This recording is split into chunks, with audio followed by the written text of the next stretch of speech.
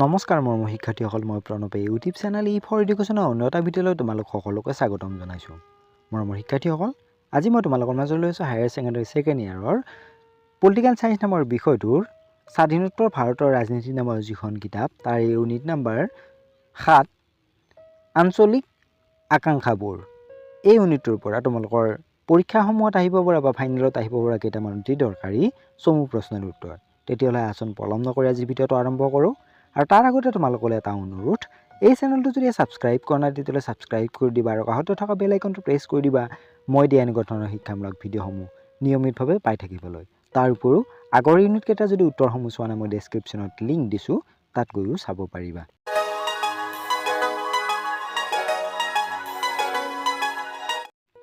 প্ৰশ্ন নম্বৰ 1, ভাৰতীয় সংবিধানৰ কোনটো অনুচ্ছেদে জম্মু আৰু কাশ্মীৰক বিশেষ মৰ্যাদা প্ৰদান কৰিছিল?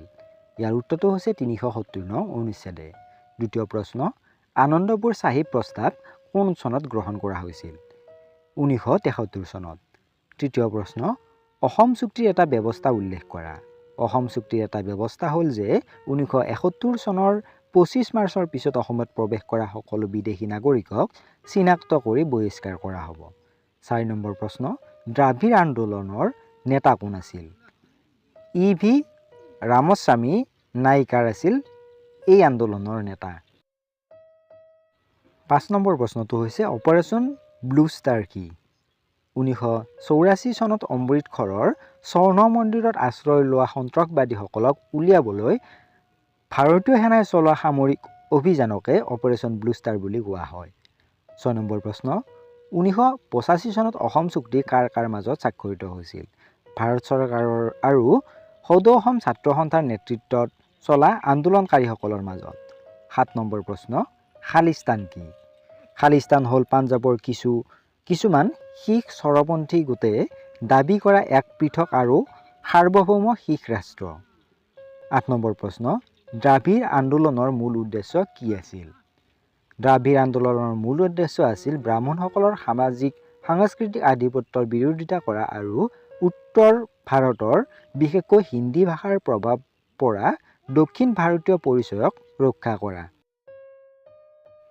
প্ৰশ্ন নম্বৰ 9, 1984 চনৰ শিখ বিৰোধী দাংগা কিয় হৈছিল?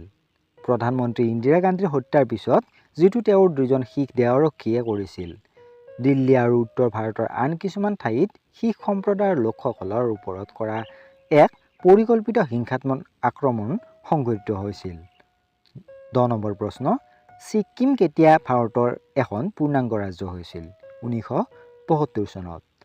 11 নম্বৰ প্ৰশ্ন, MNFৰ সম্পূৰ্ণ ৰূপটো কি? ইয়াৰ সম্পূৰ্ণ ৰূপটো হৈছে মিজো নেশ্যনেল ফ্ৰণ্ট। 12 নম্বৰ প্ৰশ্ন, শ্বেখ আব্দুল্লাহ কোন আছিল? শ্বেখ আব্দুল্লাহ জম্মু আৰু কাশ্মীৰৰ এজন জনপ্ৰিয় নেতা আৰু নেশ্যনেল কনফাৰেন্স দলৰ প্ৰতিষ্ঠাপক আছিল। 13 নম্বৰ প্ৰশ্ন, সাত ভনী বুলিলে কোনকেইখন ৰাজ্যক বুজোৱা হয়? ইয়াৰ উত্তৰটো হৈছে অৰুণাচল প্ৰদেশ, অসম, মণিপুৰ, মেঘালয়, মিজোৰাম, নাগালেণ্ড আৰু ত্ৰিপুৰাক সাত ভনী বুলি জনা যায়।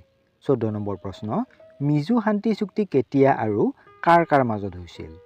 1986 চনত ভাৰত চৰকাৰৰ আৰু মিজো নেশ্যনেল ফ্ৰণ্টৰ নেতা লালডেংগাৰ মাজত এই চুক্তি স্বাক্ষৰিত হৈছিল। 15 নম্বৰ প্ৰশ্ন, অসম আন্দোলনৰ নেতৃত্ব কোনে দিছিল? অসম আন্দোলনৰ নেতৃত্ব দিছিল সদৌ অসম ছাত্ৰ সন্থা আৰু সদৌ অসম গণ সংগ্ৰাম পৰিষদে। 16 নম্বৰ প্ৰশ্ন, লালডেংগা কোন আছিল? লালডেংগা আছিল মিজো ৰাষ্ট্ৰীয়বাদী ফ্ৰণ্টৰ নেতা।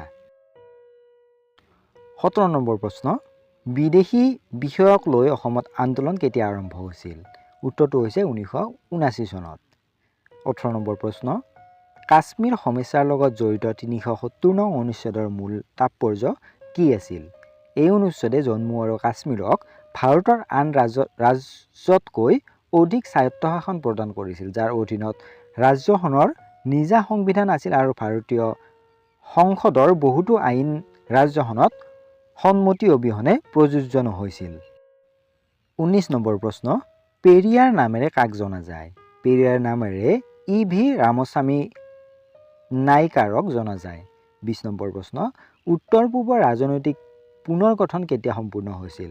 1972 চনত মেঘালয়, মণিপুৰ আৰু ত্ৰিপুৰাক পূৰ্ণাংগ ৰাজ্যৰ মৰ্যাদা দিয়াৰ পিছত উত্তৰ পূবৰ ৰাজনৈতিক পুনৰ্গঠন বহু পৰিমাণে সম্পূৰ্ণ হৈছিল। 22 নম্বৰ প্ৰশ্ন, ছিকিমত প্ৰথম বিধানসভা নিৰ্বাচন কেতিয়া অনুষ্ঠিত হৈছিল? 1974 চনত। MGPৰ সম্পূৰ্ণ ৰূপটো কি? MGPৰ সম্পূৰ্ণ ৰূপটো হৈছে মহাৰাষ্ট্ৰবাদী গোমন্তক পাৰ্টি। 23 নম্বৰ প্ৰশ্ন, AASU বা চমুকৈ ASUৰ পূৰ্ণ ৰূপটো কি? All Assam student union. 24 number প্ৰশ্ন, ভাৰতে আঞ্চলিক আকাংক্ষাবোৰৰ প্ৰতি কেনে দৃষ্টিভংগী গ্ৰহণ কৰিছে? ভাৰতে আঞ্চলিক আকাংক্ষাবোৰৰ দমন কৰাৰ পৰিৱৰ্তে এক গণতান্ত্ৰিক দৃষ্টিভংগী গ্ৰহণ কৰিছে, য'ত আলোচনা, বুজাবুজি আৰু সাংবিধানিক ব্যৱস্থাৰ জৰিয়তে এইবোৰক ভাৰতীয় সংঘৰ ভিতৰত স্থান দিয়াৰ চেষ্টা কৰা হয়। 25 নম্বৰ প্ৰশ্ন, হৰি সিং কোন আছিল? হৰি সিং আছিল দেশ বিভাজনৰ সময়ত কাশ্মীৰৰ মহাৰাজ। 26 নম্বৰ প্ৰশ্ন, তাৰা সিং কোন আছিল? পাঞ্জাৱৰ এজন শিখ ধৰ্মীয় ৰাজনৈতিক নেতা। 27 নম্বৰ প্ৰশ্ন, পাঞ্জাৱত আকালি দল কোন চনত গঠন কৰা হৈছিল? 1920 চনত। AGP কোন ৰাজ্যৰ? ইয়াৰ উত্তৰটো হৈছে অসমৰ। 29 নম্বৰ প্ৰশ্ন, কোন চনত গোৱা ভাৰতৰ এখন ৰাজ্য হিচাপে চামিল হৈছিল? 1987 চনত। কুৱেশ্যন নম্বৰ 30, প্ৰধানমন্ত্ৰী ইন্দিৰা গান্ধীক কেতিয়া হত্যা কৰা হৈছিল? 1984 চনত। নগা নেশ্যনেল কমিউনিষ্টৰ নায়ক কোন আছিল? ইয়াৰ উত্তৰটো হৈছে AJ ফিজু। 32 নম্বৰ প্ৰশ্নটো হ'ল, নেশ্যনেল কনফাৰেন্স কেতিয়া গঠিত হৈছিল? 1939 চনত। শেষৰ প্ৰশ্নটো হৈছে, তেলেগু দেশমৰ প্ৰতিষ্ঠাপক সভাপতি কোন আছিল? ইয়াৰ প্ৰতিষ্ঠাপক সভাপতি আছিল NT ৰামাৰাও।